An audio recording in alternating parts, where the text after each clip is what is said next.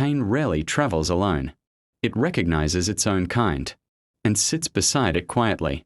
Ella had spoken just enough to let grief stretch its legs. But healing isn't a one-way street. Silence eventually asks for balance. The next evening, Ella returned. No tears, no trembling fingers, just a kind of tired curiosity, like she wondered whether Arif was human enough to hurt too. Arif served her tea. No sugar, no questions. But instead of stepping back to his counter, he sat opposite her. A gentle shift, carefully measured. Ella watched him. Not romantically, not expectantly, just studying a presence she didn't yet understand. Arif spoke first. Not loudly, not confidently, just honestly. Arif, you asked about chances. Ella nodded. A tiny nod that said I'm listening, but don't push. Arif looked at his hands. Strong hands. Working hands. Hands that had built more than they'd been handed.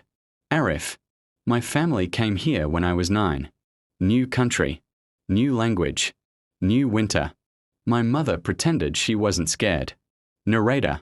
He paused, like the memory still carried frost. Arif, my father worked double shifts. We learned to survive before we learned to live. Ella didn't blink. Her silence was full attention. Arif continued. When I grew older, I thought love would fix the rest. A faint smile. Self-mocking, not bitter. I got engaged. A good woman. Kind. Ambitious. Ella leaned slightly forward. The smallest sign of emotional investment. Arif. She wanted a bigger life. More success.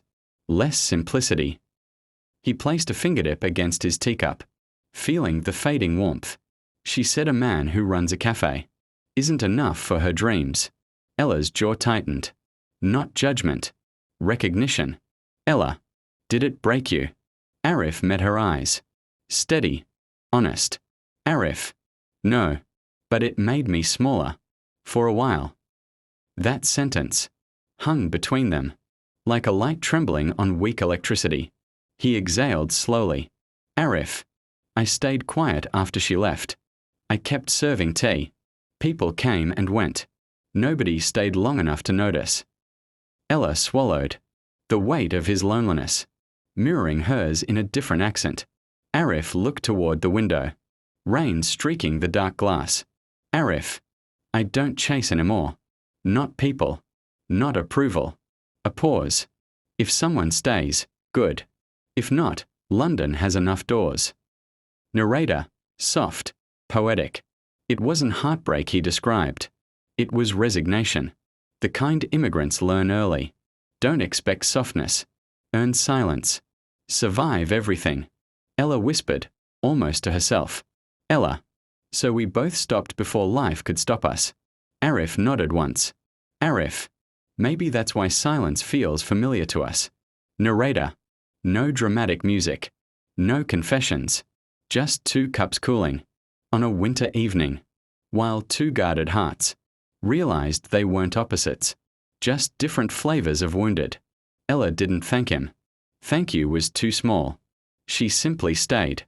Long after her tea was finished. And Arif didn't clear the table. Until she stood to leave. Sometimes connection isn't about sharing pain. It's about recognizing it. Without running. Some moments change us quietly. Short pause. And some ask us to be brave. If this chapter made you feel something, even just for a second, like this story, tell us in the comments. Should they follow their hearts or walk away now? Subscribe for chapter 6.